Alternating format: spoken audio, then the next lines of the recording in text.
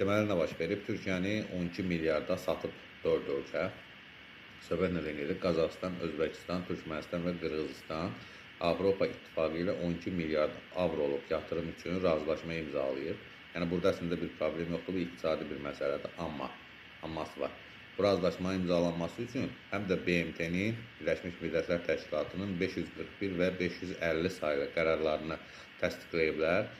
Burada nə var? Qərarlarda isə o göstərilir ki, Şimali Kipr Türk Cumhuriyyəti qanunsuz bir qurumdur, Türkiyə isə işğalçı bir dövlətdir. Yəni, bu cür qələmə verilib, yəni bunlarla razılaşıblar. Bu isə bütün Türk dünyasında böyük skandala səbəb olub. Yer gəlmişən onu da qeyd edeyim ki, Azərbaycan prezidenti İlham Əliyev konkret açıq şəkildə bildirib ki, biz Şimali Kipr Türk Cumhuriyyətinin müstəqil bir dövlət kimi inkişaf eləməsində qalmasını dəstəkləyirik. Yəni, Türkiyənin yanında olduğunu bir daha açıq şəkildə bəyan eləyib. Yəni, bu cür bir məsələ, bu həm də bizim ümidlə gözlədiyimiz Türk Dövlətləri Təşkilatının böyük bir Turan birliyinə çevrilməsi məsələsini artıq sual altında salır. Yəni, bu 4 Türk ölkəsi, Qazaxıstan, Özbəkistan, Türkmənistan və Qırğızistan faktiki olaraq Turanı dağıtmış oldular.